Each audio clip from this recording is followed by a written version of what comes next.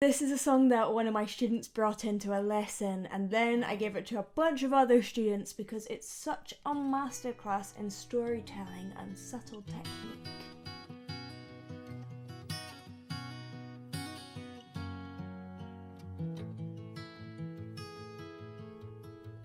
Just yesterday morning, they let me know you were gone.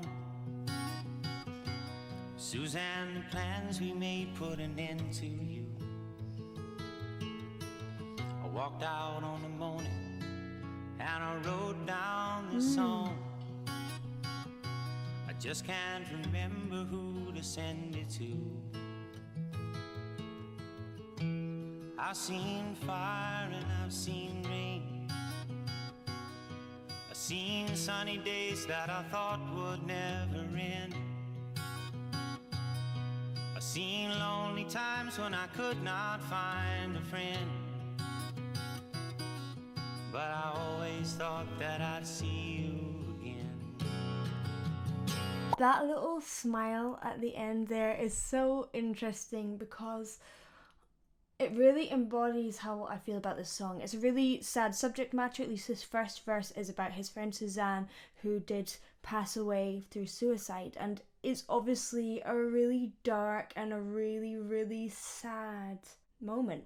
Yet there is hopefulness throughout this song, in the chord structures, in the guitar, in his voice, in all the metaphors. The fire and rain is such an interesting one for me. It expresses opposites in life, but also rain is the thing that puts out the fire, and it gives me this feeling of renewal, of the circular nature of nature. Vocally, it's really interesting because he uses a lot of nasality, and I talk about this a lot. For some singers, it works. He allows that air through his nose.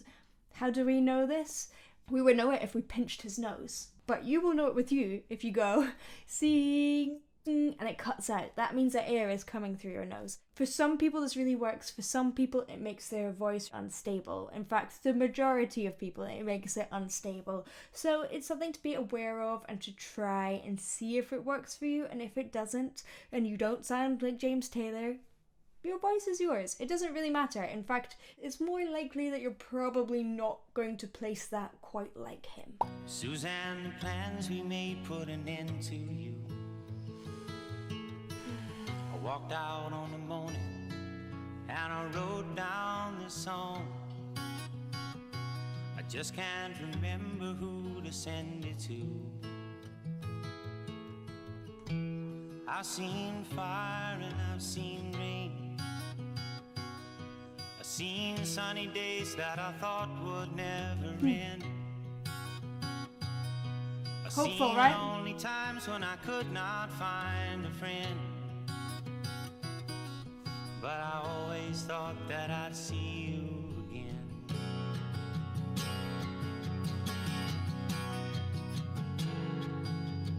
Won't you look down upon me, Jesus? You gotta help me to make a stand. You just got to see me through another day.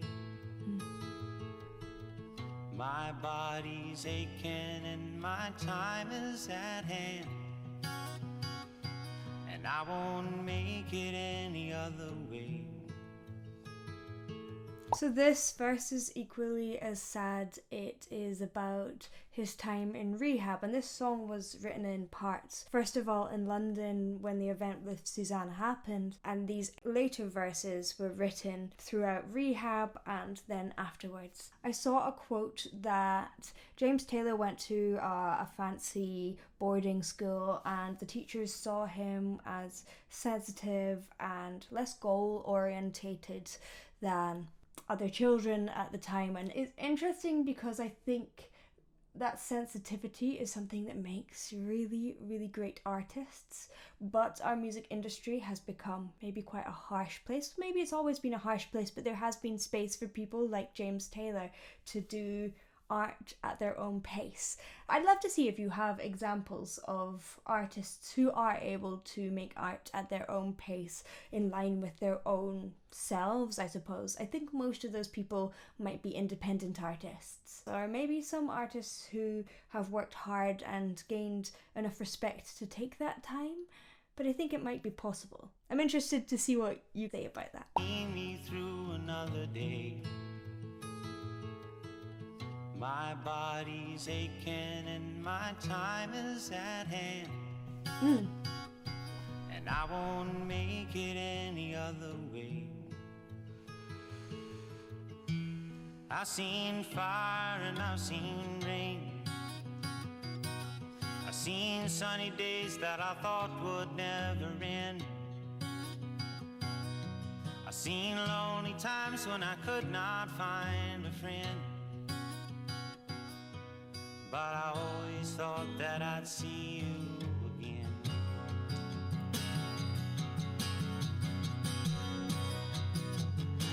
I've been walking my mind to an easy That little guitar interlude is so interesting because often in normal pop structure you'd have your verse, chorus, bridge, and of course this kind of is a cross between pop and folk.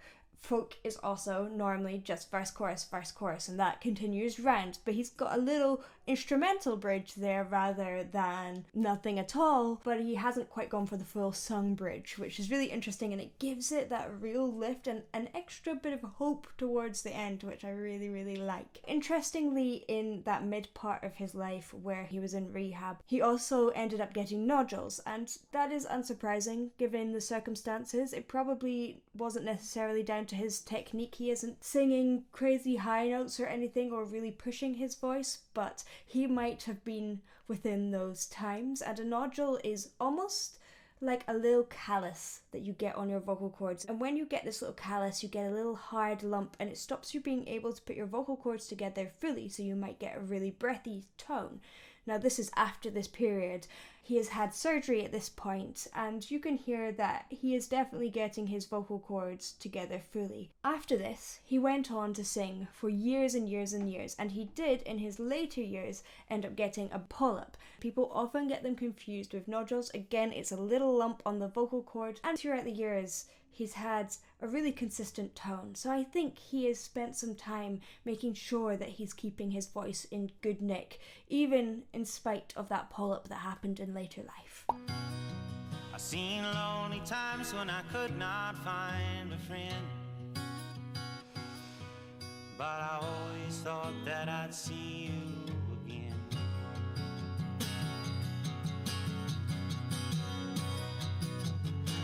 I've been walking my mind to an easy time with my back turned towards the sun.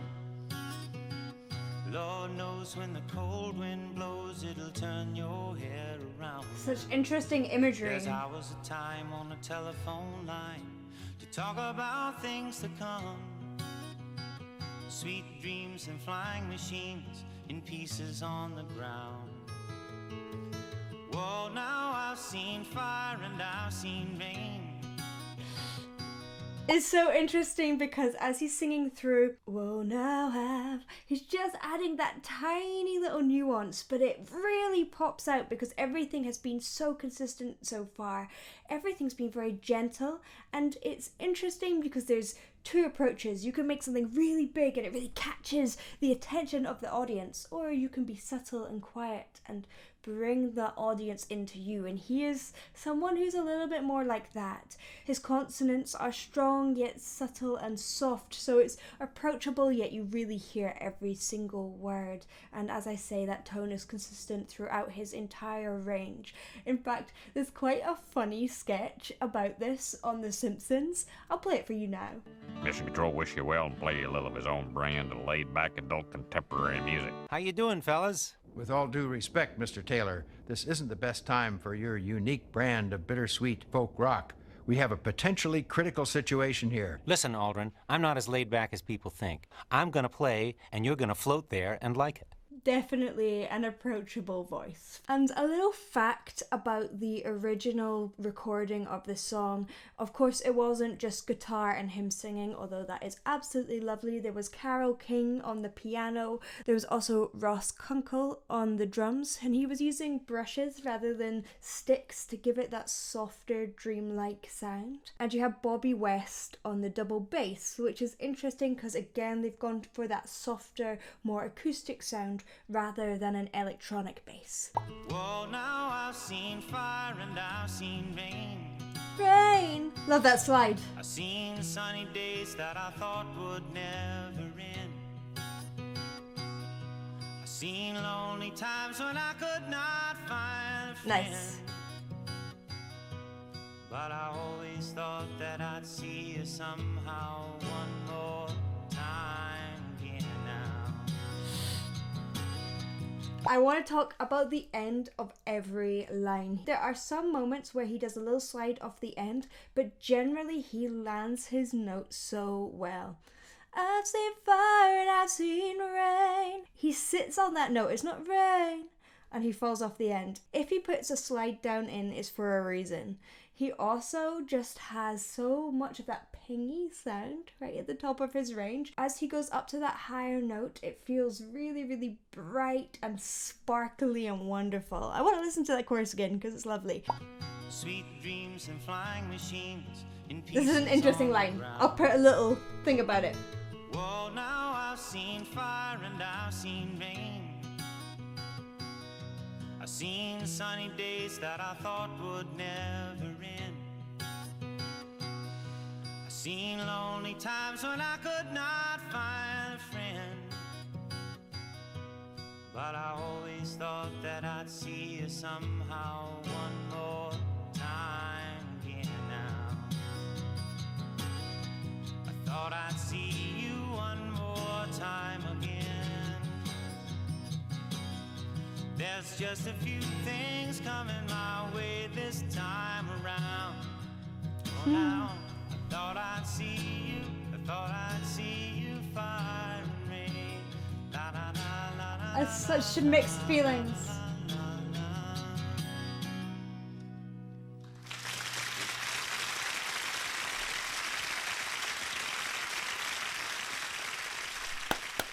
The song has such a feeling of renewal and hope for me, yet it is a really, really sad subject matter. Often in music and in art, you see songs that have a very, very strong narrative that makes sense.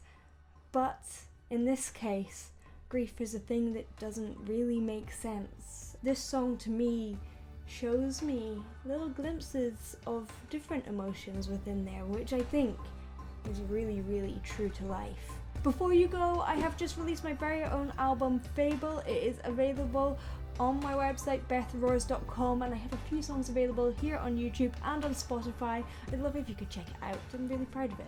Thank you for watching. If you enjoyed, please do like and subscribe, and I will see you in the next one.